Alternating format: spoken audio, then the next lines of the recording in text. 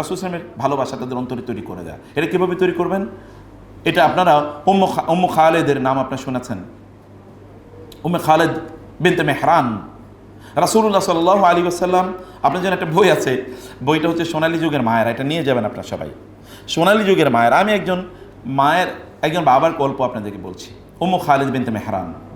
তো উম্মু খালেদ হচ্ছে কি, রাসূল ইসলাম গ্রহণ, মানে তিনি ইসলামের বিরুদ্ধে আহ্বান করলেন, মক্কার অনেকে ইসলাম গ্রহণ করলেন, তাদের উপর মক্কাবাসী জুলুম অত্যাচারও যখন শুরু করলো, তখন এই যে উম্মু খালেদের বাবা এবং মা তারা চলে গেলেন হিজরত করে আবিসিনিয়াতে যাওয়ার পরে বাচ্চার জন্ম হয়েছে আবিসিনিয়াতে।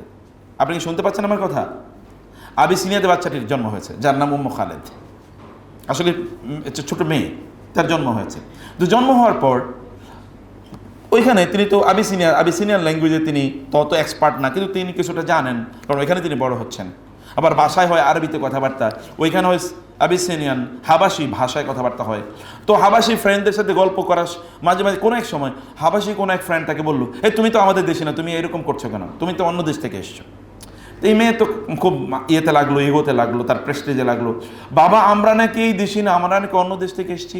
হ্যাঁ বাবা, অন্য দেশ থেকে এসেছি। কোন দেশ থেকে এসেছি হলো মক্কা থেকে।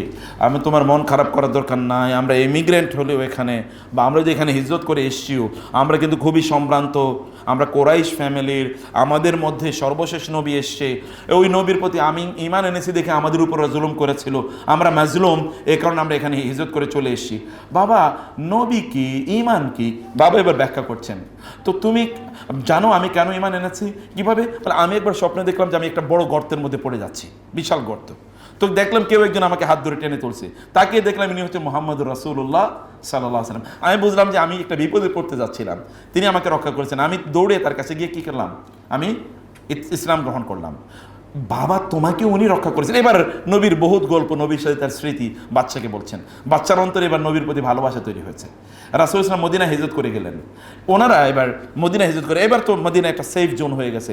মদিনা হিজরত করে গেলেন উম্মে খালেদ এবং তার বাবা। হিজরত করে যাওয়ার পর একদিন মেয়ে বলেন, বাবা আমরা নবীর দেশে এসেছি, তো এখানে নবী তো আছেন, এই তো নবীর যে এত গল্প বলেছে, নবীকে আমি একটু দেখতে চাই। এবার উম্মু খালেদের বাবা উম্মু খালেদকে রাসূল ইসলামের কাছে নিয়ে গেলেন। রাসূলুল্লাহ সাল্লাল্লাহু আলাইহি ওয়াসাল্লামের কাছে নিয়ে যাওয়ার পর রাসূল ইসলাম বাচ্চাটিকে দেখেই তার ভালো লাগলো। তিনি বাচ্চাদেরকে প্রচণ্ড আদর করতেন।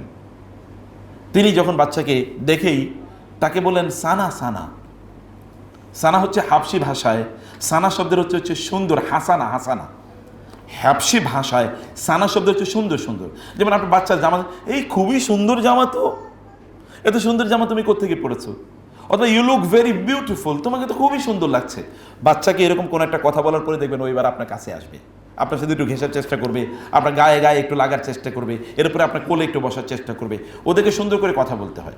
রাসূল ইসলাম যখন এটা বললেন, বলার পরে ও বুঝলো যে না, ওনার কাছে তো উনি তো দেখি আমার বাবা তার ব্যাপারে যা বলেছে তার চেয়ে অনেক বেশি বিউটিফুল, আমার বাবা যা বলেছে তার ব্যাপারে তার চেয়ে অনেক বেশি বিউটিফুল। একবারে লাভ এট দ্য ফার্স্ট লুক, প্রথম দর্শনে ভালোবাসা যেটাকে বলে, এটা প্রথম দর্শনে প্রথম শব্দ ছিল সানা সানা। এবং তিনি এবার তার রাসূল ইসলামের কাছে যান, তার গায়ে ঘেঁষেন, জামা কাপড় ধরে একটু টানেন, নবুয়তের মোহর, মানে নববী মোহর যেটা সিলমোহর, এ সিলমোহর খাতমুন নবুয়া, এটা ধরে ধরে একটু খেলছেন। রাসূল ইসলাম কিচ্ছু বলছেন না। ওর ভালোবাসা, এই উম্মে মেহরান রাদিয়াল্লাহু তাআলা আনহা, উম্মে খালেদের ভালোবাসা কি রাসূলের প্রতি বেড়েছে না কমেছে? বেড়েছে, আরও বেড়েছে আগের চেয়ে। কিন্তু এই ভালোবাসা তৈরি করলো কারা? কে তৈরি করলো? ওই যে বাবা অথবা মা। রাসূলের গল্প বলেছে। আপনাদের সন্তানদেরকে রাসূলের গল্প বলতে হবে। এটা আমি বলছি তার আকীদা, 1 নম্বর পয়েন্টে আছি আমি এখনো। তার আকীদাটা বিল্ড আপ করা বা ডেভেলপ করা। ডেভেলপ করার জন্যে আপনাদেরকে কাজটি করতে হবে। বোনেরা আমার, ভাইয়ের আমার, রাসূল ইসলামের জীবনী বাসায় পড়বেন। একটা বই আছে রাসূল ইসলামের জীবনী সংক্রান্ত, আর রাহিকুল মাকতুম, আগেরটা না, আগেরটা পড়তে আপনারা সব পড়তে পেরেছেন কিনা জানি না, আমি পড়তে পারতাম না। আমি ওইটা অর্ধেক পড়েই অধিকাংশ সময়ই আমি বা কিছু অংশ পড়ে আর পড়তে পারতাম না। কিন্তু এখন নতুন করে রাহিকুল মাকতুম একটা নতুন ভার্সন এসে অসাধারণ, খুবই চমৎকার। এটা 3-4 বছর তারা কাজটি করেছে। বইটি এটা একটা পাবলিকেশন করেছে। আমি বইটি সব জায়গায় এখন প্রেসক্রাইব করছি, বইটা যেন লোকেরা পড়ে। আপনারা চাইলে বইটা নিয়ে নিতে পারবেন, এবং আপনাদের দিন মোহাম্মদের সাথে যোগাযোগ করলে ও আপনাদেরকে ম্যানেজ করে দিতে পারবে। তো আমি বলছিলাম যে 3 নম্বরে যে বিষয়টি, মানে রাসূলুল্লাহ সাল্লাল্লাহু আলাইহি ওয়াসাল্লামের ভালোবাসা আপনাদের সন্তানদের অন্তরে তৈরি করে দেয়া, এটা আপনাদের কাজ। আপনাদেরকে এটা করতে হবে। কিভাবে আপনারা করবেন সেই প্ল্যান আপনারা নিজেরা তৈরি করবেন। রাসূল ইসলামের পরিবারের, যেমন তার স্ত্রীদের ব্যাপারে সন্তানদেরকে জানানো, তার সন্তানদের ব্যাপারে জানানো, তার মেয়েদের ব্যাপারে জানান না কীভাবে তারা জীবনযাপন করেছে, তার স্ত্রীদের ব্যাপারে জানান, ওরা পড়ুক, বই আছে বাজারে, ও মাহাতুল মুমিনিন বুকস আর দেয়ার, অথবা দ্য প্রিন্সেস নামে আছে, the princess of the prophet, রাসূলের রাজকন্যারা, এরকম নামে বাজারে বই আছে। এই বইটা এনে বাচ্চারা পড়ুক, ছেলেরাও পড়ুক, মেয়েরা পড়ুক, সমস্যা নাই, এটা পড়া দরকার। রাসূল নামের 2 নাতির ব্যাপারে বাজারে বুকস অ্যাভেলেবল, এগুলো এনে তাদের ব্যাপারে আপনাদের বাচ্চাদের অন্তরে এই ভালোবাসা তাদের অন্তরে তৈরি করে দেওয়া দরকার। আপনার জন্য একটা বই আছে, বইটা হচ্ছে সোনালী যুগের মায়েরা, এটা নিয়ে যাবেন আপনার সবাই, বিশেষ করে মহিলারা এখানে বেশি, তো এই জন্য বলবো সোনালী যুগের মায়েরা, মানে ওই যুগে মায়েরা তাদের সন্তানদেরকে কিভাবে সোনালী ছেলেতে পরিণত করেছেন, গোল্ডেন চিলড্রেনে পরিণত করেছেন, তার এখানে গল্প আছে। এখানে গল্প আছে আব্দুল্লাহ ইবনে আব্বাস রাদিয়াল্লাহু তাআলা আনহু মা কিভাবে আব্দুল্লাহ ইবনে আব্বাসের মতো জগৎ বিখ্যাত ইসলামিক স্কলার, মানে কোরআনের তিনি সাহাবী, কিন্তু তিনি ছিলেন জুনিয়র সাহাবী, 10, 11, 12 বছরের, বড় সিনিয়র সাহাবীরা এসে তার কাছে বসে থাকতেন কোরআনের ব্যাখ্যা জানার জন্য। কিভাবে তৈরি হতেন, he is the making of his mother. এরকম অনেক ঘটনা আছে, সন্তানদেরকে কীভাবে প্রতিপালন করতে, মায়েদের কাজ কি, দায়িত্ব কি, সকল মায়েদের জিনিসটি ভালো করে বোঝা দরকার এবং পড়া দরকার।